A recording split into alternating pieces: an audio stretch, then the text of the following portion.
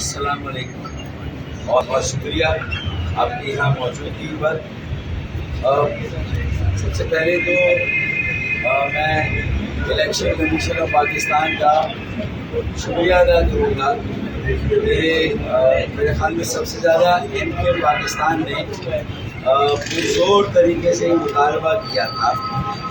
کہ صاف شفاف منصفانہ اور غیر جانبدارانہ الیکشن کے لیے ضروری ہے کہ جو کاغذات نامزدگی کا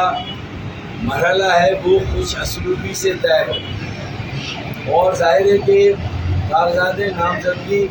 داخل کرانے کے لیے ایک مناسب وقت درکار ہوتا ہے، اور اگر اس میں جلد بازی سے کام لیا جائے تو بہت سارے امیدواروں کے لیے یہ ممکن نہیں ہوتا کہ وہ صحیح طرح سے اپنے کاغذات نامزدگی داخل کرائیں۔ تو ایم کے پاکستان کا یہ مطالبہ بہت دیرینہ مطالبہ تھا، بہت ضروری مطالبہ تھا، اس کو مانا گیا، اس کو سنا گیا اور 2 روز کی توسیع دی گئی۔ میں سمجھتا ہوں کہ اس سے جو یہ انتخابات منعقد ہو رہے ہیں 8 فروری کو، اس کے یہ ابتدائی مراحل آسانی سے طے ہوں گے اور تمام امیدواروں کو بھرپور موقع ملے گا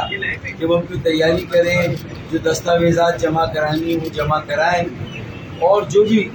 ضروریات ہیں ان کو پورا کریں۔ تو میرے خیال میں یہ ایک مناسب اقدام، بہت اچھا کام ہوا، اور ایم کے پاکستان کی طرف سے میں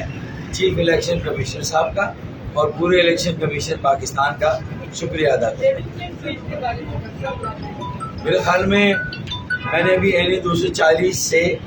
اپنے کاغذات جمع کرائے ہیں، NA 240 اولڈ سٹی ایریا کی کانسٹیٹیوشن ہے،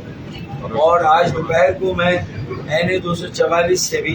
کاغذات نامزدگی داخل کرا رہا ہوں، سرجانی گاؤں کی کانسٹیٹیوشن۔ تو میرے خیال میں آج ابھی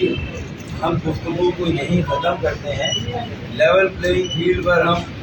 وہاں بات کریں گے ضلع غربی میں۔ اچھا فاروق، سب کے لیے تھوڑا تھوڑا کوٹا ہونا چاہیے۔ اچھا یہ بتا دیجیے گا سیٹ ایڈجسٹمنٹ کے حوالے سے بتا دیجیے گا، نون لیگ کے ساتھ تو آپ کے ہوئے معاہدے ہوئے، سنی تحریک کے ساتھ بھی آپ کی کسی قسم کی سیٹ ایڈجسٹمنٹ ہوئی ہے؟ دیکھیں